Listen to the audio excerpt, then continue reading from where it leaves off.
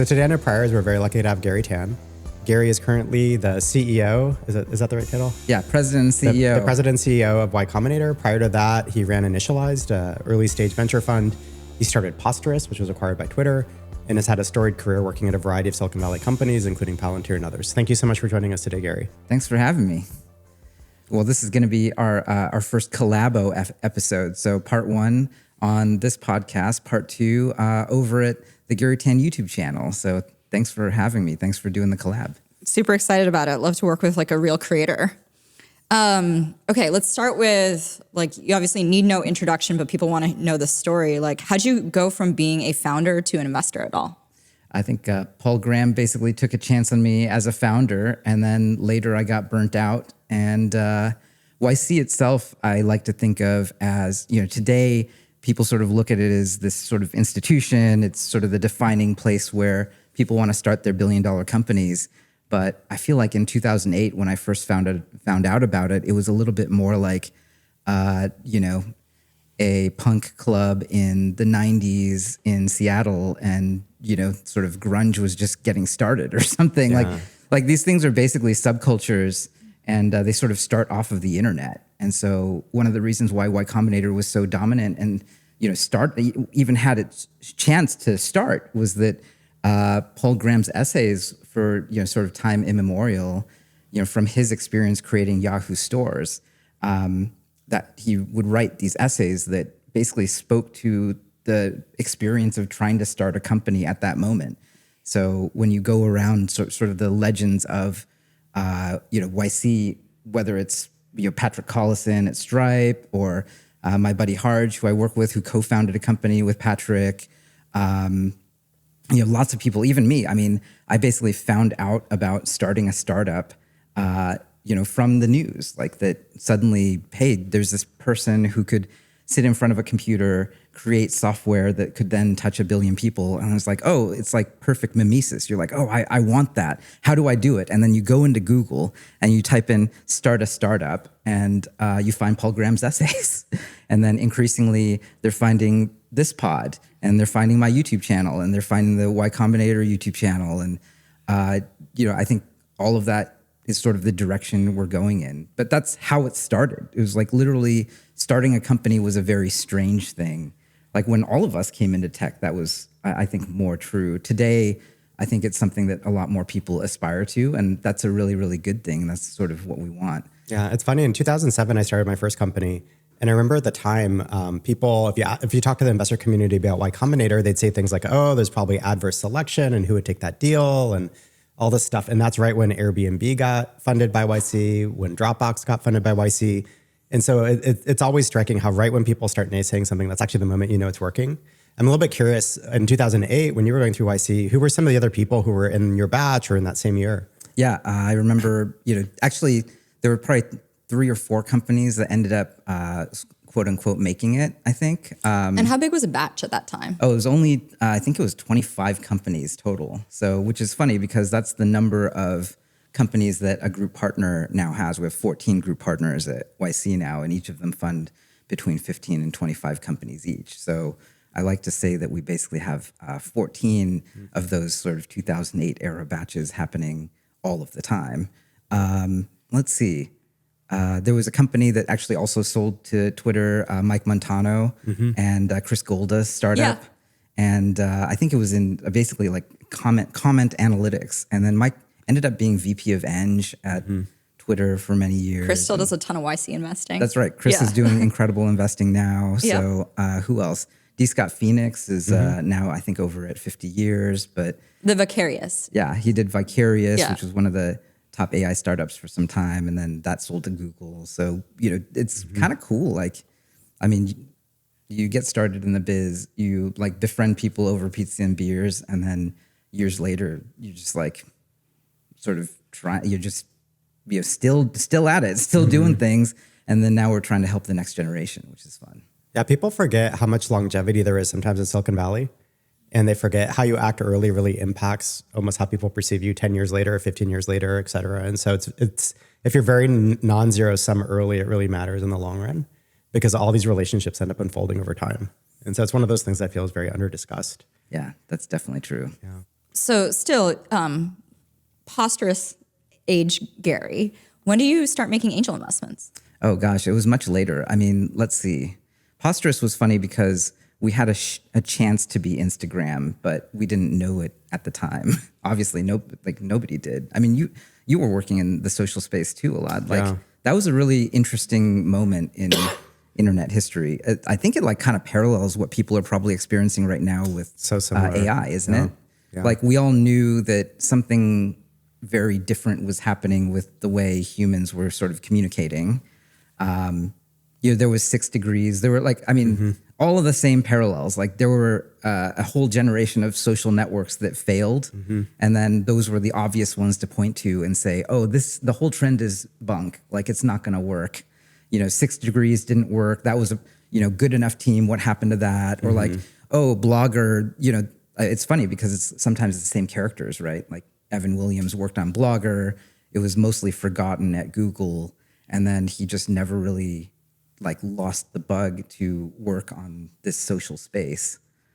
Probably the craziest thing was, do you remember what Facebook, like meeting Facebook people was like back then? Like it was like meeting cult members. Yeah, they had a really strong culture. And to your point on the waves, before they had Friendster that everybody thought was going to be the winner. And then MySpace that everybody thought was going to be the winner.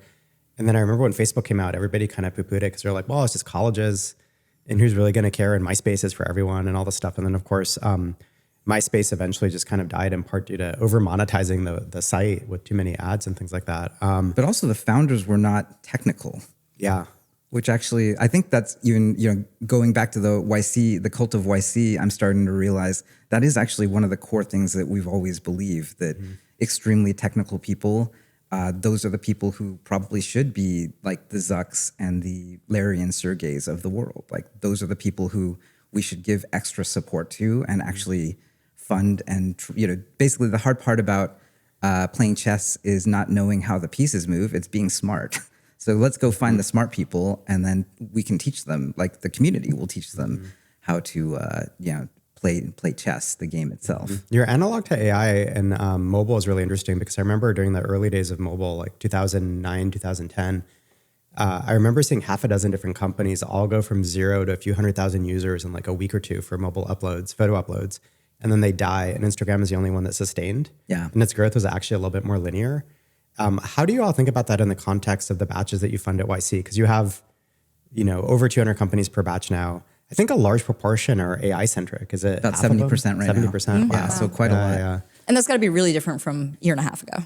Yeah, I mean, it started back then, and then now I guess the secret is out. That I think GPT-4 was actually a really big breakthrough. If you talk to Jake Heller at Casetext, he was one of the first people to actually get access to GPT-4. And then when he comes and speaks at the batch, you guys should have him on the show. He's actually, I mean, his story is really crazy, actually. They actually, only 2 of the co-founders had access to it. And then they went off into a room to play with it. They had gotten access to 3 and 3.5 before, but 4 was the first one where definitively they almost never got hallucinations. And so they said, this is actually the moment where they can apply large language models in a practical way and actually charge money. And so it was actually fascinating to hear, like, you should hear the story directly from him, but I'm just obsessed with it because they were just very pragmatic about, here's this API. It literally is a form of intelligence on tap.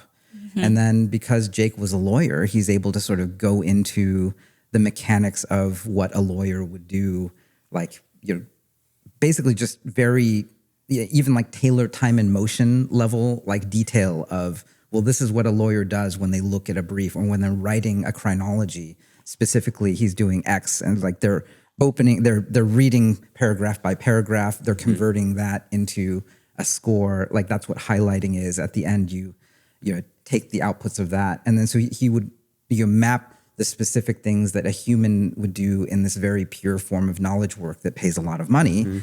And then he would turn that into prompts and workflow and testing and scoring. And there's just like a billion different things that frankly, probably half of our portfolios right now are in the weeds trying to make those things work. Totally. And I think like this sort of like, if you have somebody who is really technical and understands what the models can do, right? They might not be a researcher, but like sees it and has intuition for how to manipulate them. And you have, as you said, like the time and motion domain person. It's kind of an obvious pattern. Like we're both investors in Harvey. Like it's actually a very related story. Totally. Exactly. But I want to hear about some of the things you're selecting for in like YC founders in this era. Yeah. That hasn't changed though, by the way. I mean, we're just selecting the same type of people that we want like all the time. We want highly technical people who are very clear communicators. And so, the bad version of it, which, I mean, you guys get pitches like this all the time. Like you go to an event and someone's like, oh, I'm working on this thing. And you dig a little bit and it's like, they haven't talked to customers. They haven't talked to users. There's no it does insight, everything. Yeah. Right? It does everything. It's a general purpose thing. Yeah. There's not like a thin edge of the wedge. There's not, some set of users that will absolutely love it. And then I guess like, I was speaking about this at, the Startup Grind conference recently, that like, I'm realizing there are just really two totally different ways to think about the world. And then the founders that really do it almost entirely from first principles.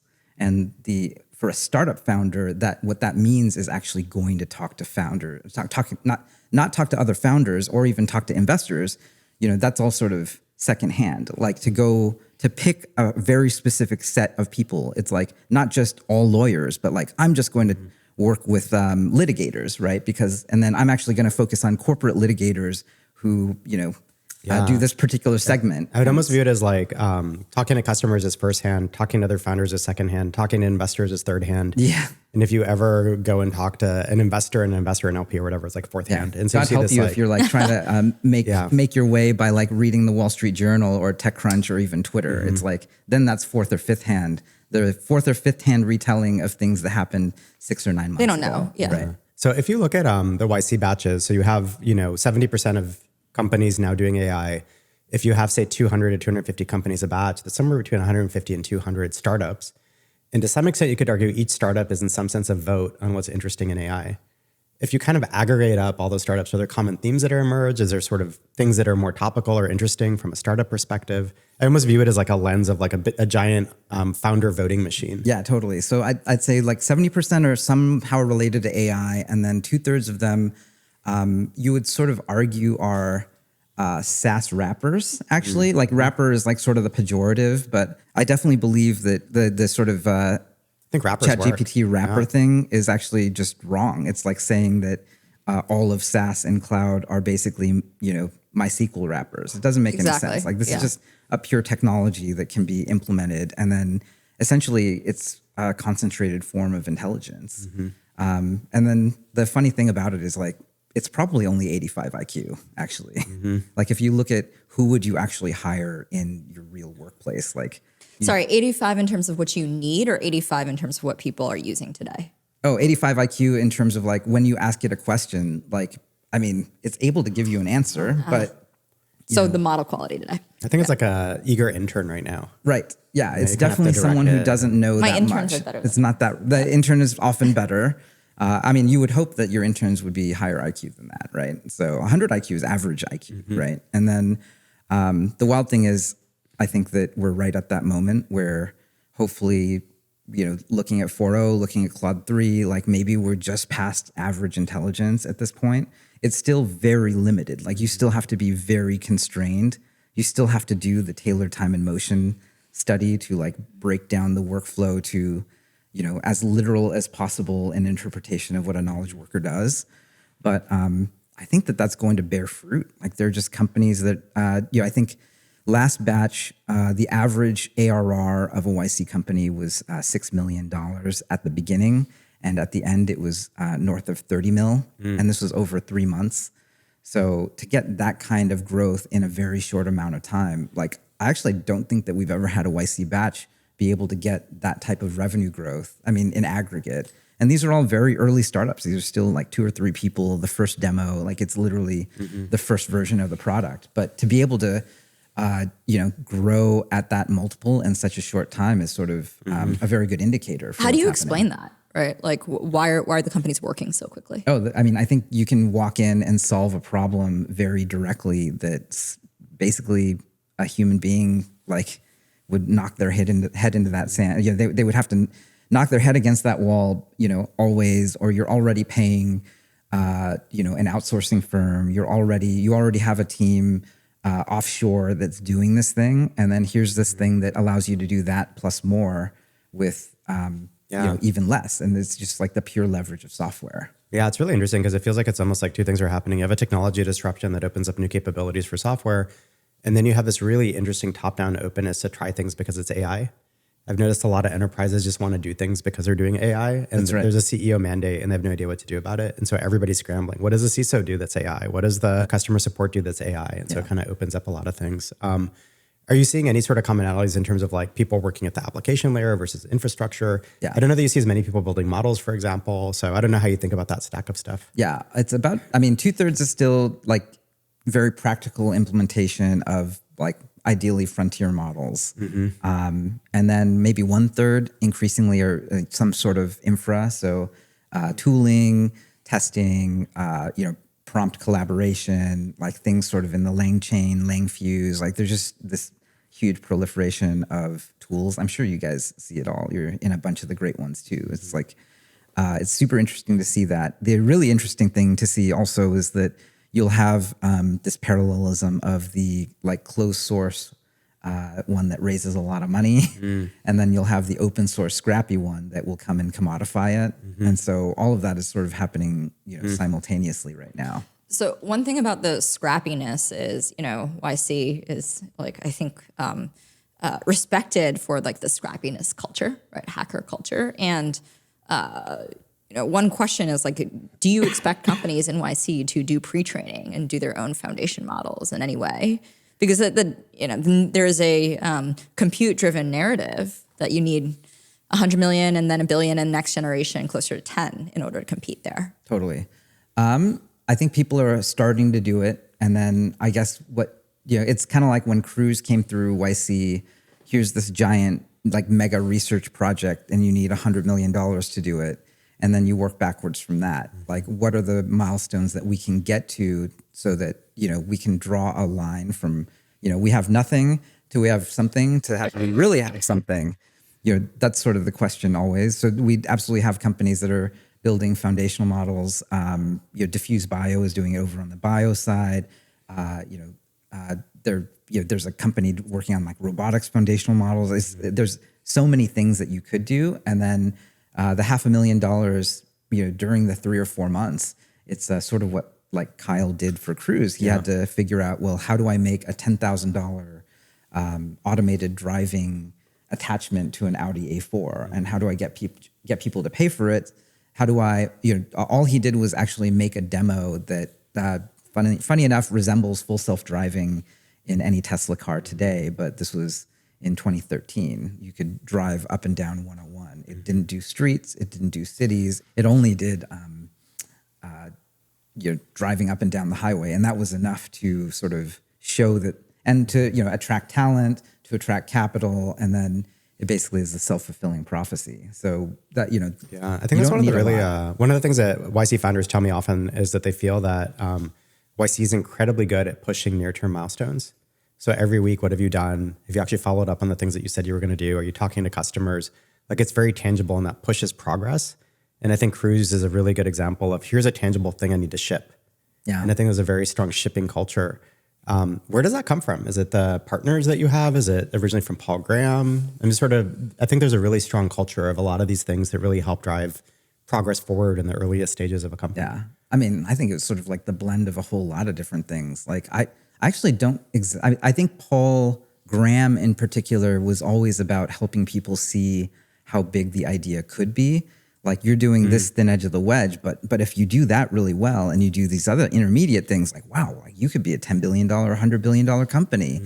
And so I think Paul Buchheit, like creator of Gmail, he was one of the first people to make group office hours, which is sort of using social pressure. It's almost like Alcoholics Anonymous as like, but for founders, where it's like, you really don't want to, it's a mild form of co-opetition. Like, you're in competition with, your friends. Like you want them all to succeed, but at the same time, like if you come and you don't come correct, you're going to feel bad that week. And our realities are very I mean, the socially- YC founder friends will tell me like they're very stressed about group office hours because they have to show up. Yeah, right. they have and to like show everybody's up. going to look Yeah. around and did say, "What do have your you thing? done?" Did you hit your goal this week, up or down? And one of the things I was joking about, that I haven't done yet, but I might still do, is force people to do push-ups if you miss your goal for that week.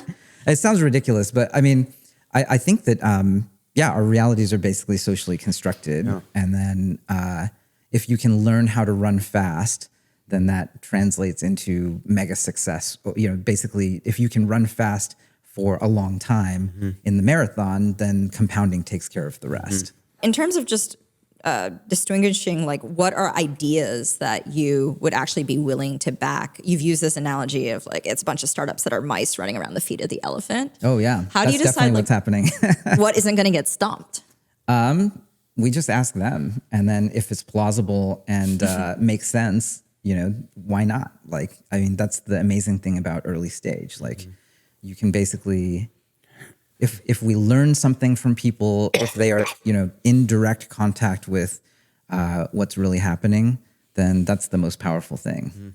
What has been the most surprising version of that, where you thought this company, this YC company is definitely going to get stomped by a incumbent, and they just ended up winning or doing really well?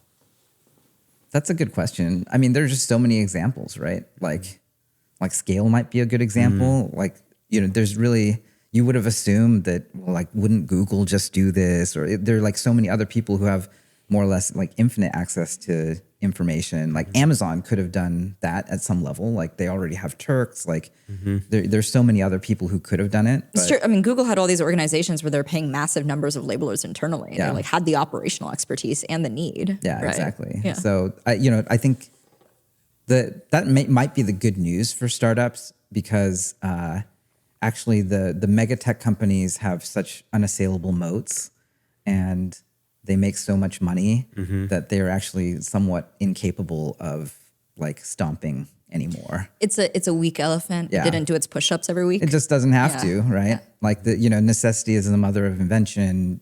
I used to believe, for instance, that when I was first coming up, writing my first checks in 2012, 2013 as an investor, I didn't really understand what people were saying when they said, "Oh, like don't raise too much money."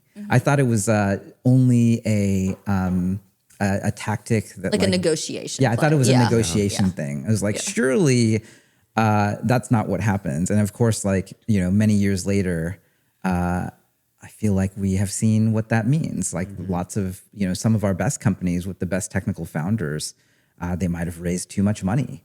And then when it's time to cut, like, I mean, that's a tall order to say it's time to let go 50 to 80% of your staff.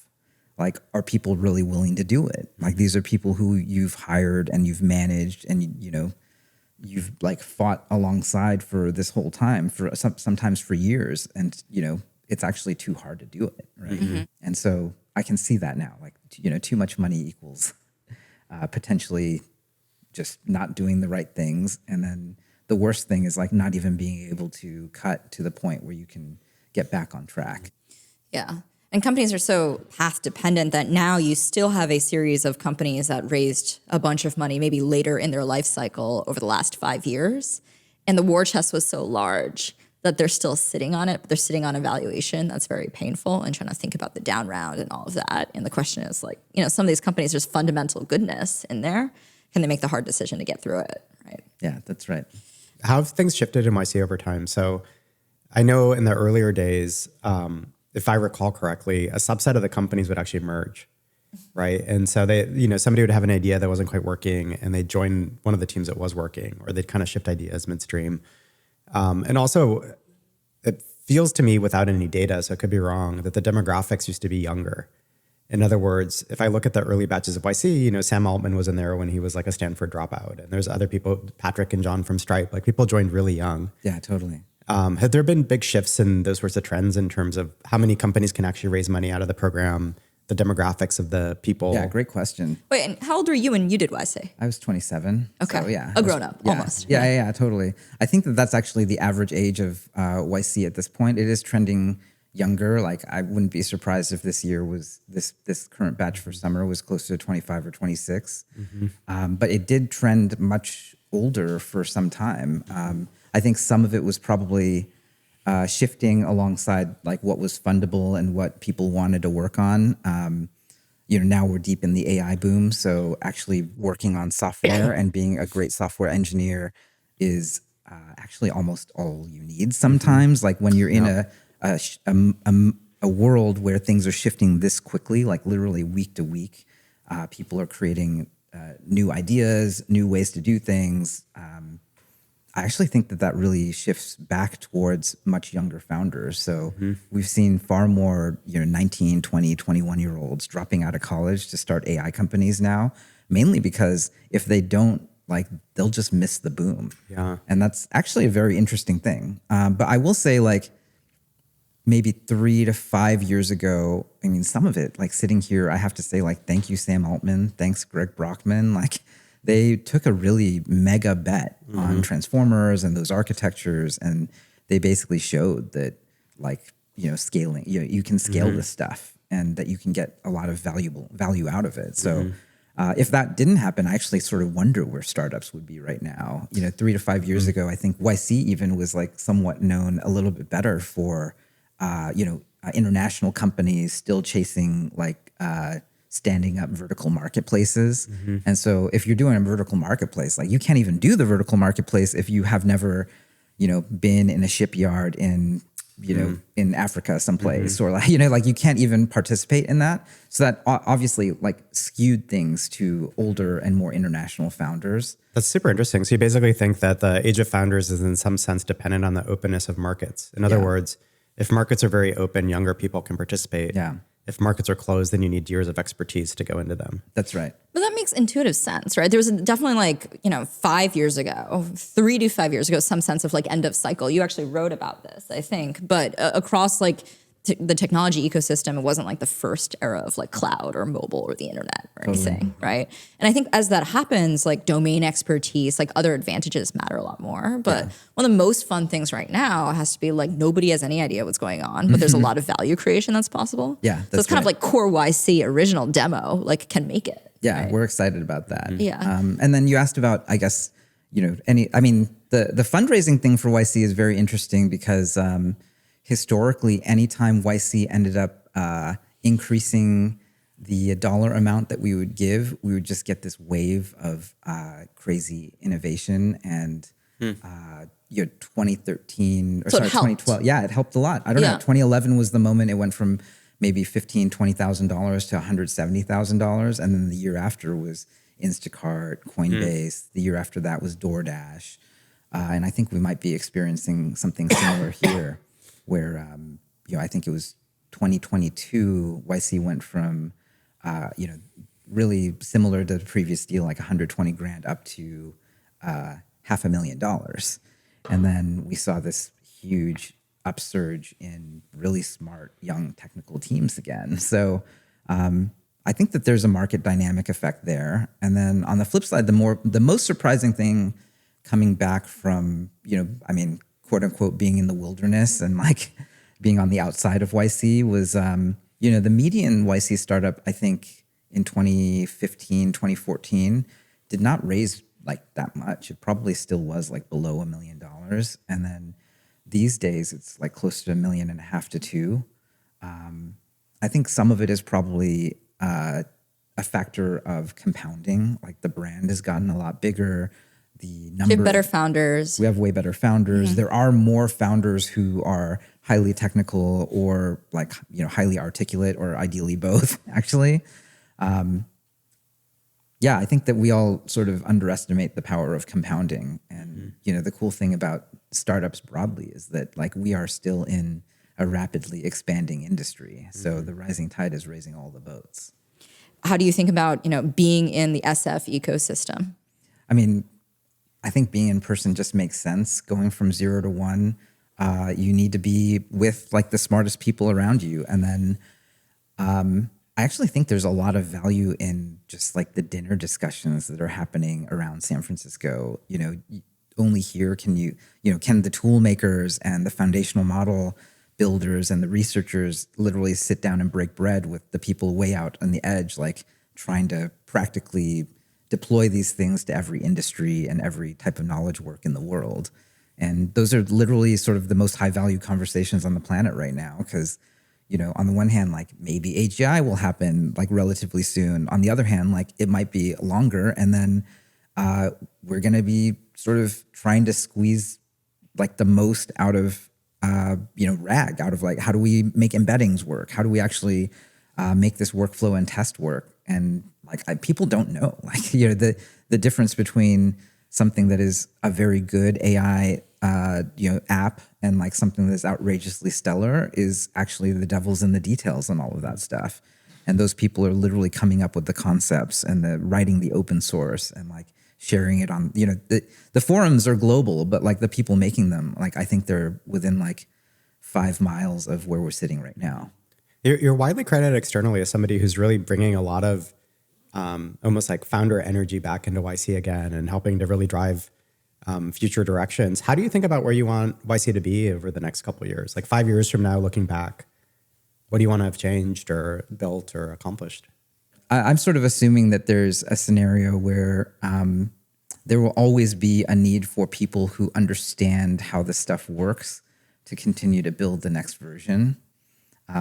If we're in a scenario where that's not true, like I have no intelligent thoughts on like what's going to happen there.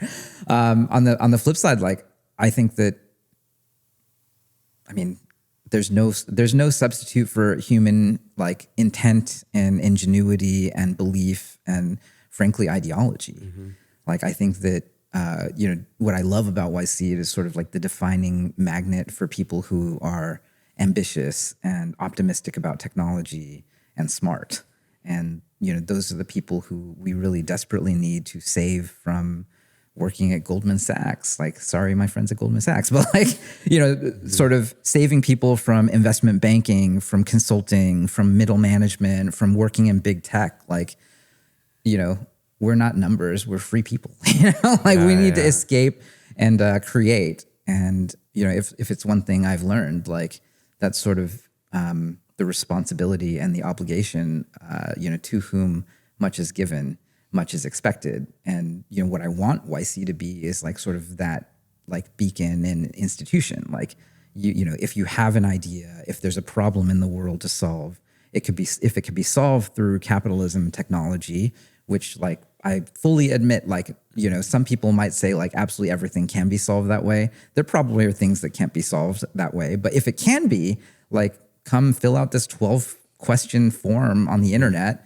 and people who came before you who are, basically pure of heart and, ideologically with you will try to help manifest that with you. And we'll put you in a room with hundreds or thousands of other people who all believe that. And if not us, then who? It has to be us. Like, we have to create a movement of people who believe this thing and then create it. Should we talk about SF being back? What is that going to take? I guess I'm still figuring it out. And then, and for context, by the way, for people listening in, at least on our side, Garry has really emerged as one of the leaders in San Francisco in terms of really taking a moderate, thoughtful stance in terms of, what does the city need? How can we encourage development in different ways? How can we make sure that different types of people across the city are taken care of properly? And just being very thoughtful about how do we just think about society and culture in our city. And so I think that's kind of the context. And I think the stance is also like, also in terms of ambition, like expecting excellence in San Francisco and that being possible, both in terms, anything from like safety to support of businesses to support of different communities. And so I think there's an expectation that Garry is putting on, on a policy agenda and people here. Some of it is we just actually want effective government. So there's lots of things that like, private enterprise cannot fix. Like, private enterprise literally cannot help people have a great public school education. I'm the product of public schools. Like, if I couldn't study algebra in middle school, if I couldn't study calculus by senior year, I couldn't have gotten into Stanford. I couldn't have studied computer science, and I never would have been able to participate in like what is the craziest thing that's like, I think very important, like to be able to create technology that solves problems, right? So, and it's crazy that we have people from around the world, the smartest people, you know, the most ambitious people in the world who immigrate here from all around the world. Like we literally brain drain every other, you know, sort of city and country in the world to come to, like, that's why San Francisco is so diverse. Like that's actually amazing. Like every type of food that you could possibly want, like you can get like a very good version of it here. Like this is like the definition of a cosmopolitan city. And then, you know, we say, come, like build the future. And then, you know, when they have kids, it's like, oh yeah, your kids can't learn algebra. Like it doesn't make any sense. Like how could we do that to ourselves? And when I dug a little bit more, it's actually just that people are too afraid to say things. And so my main thing is like, if you're listening, you know, if you're watching, please like speak out, right? You know, I think that SF got very, very bad because you couldn't say basic things like, I believe in algebra for middle schoolers, right? And that war is raging in, you know, in the hallways of the School of Education at Stanford right now. You know, there are researchers who are highly politically and ideologically motivated who have control of the apparatus that is like, you know, sort of quote unquote science, I guess. And then you have real scientists, real mathematicians, real computer scientists at Berkeley and Stanford coming and saying, what do you mean you shouldn't, you know, teach children math at that age? And that's like the level of discourse that we're at. And then when you remove the access to math, like how could, like that actually hurts the people who most need good public education. Because, you know, if you don't have money, you go to public school. And if you can't even take math, how could you even create stuff? Like we desperately need that. This is literally the most vibrant community of people in the world. It's like this sort of pressure cooker of the smartest people with the most ambition. And that's a good thing. And their children should be allowed and should have, you know, they shouldn't have to be rich to be able to actually participate in what's going on. Yeah, there's a lot of I'm also a product of public schools, and I feel like there's a lot of ideological removal of ladders.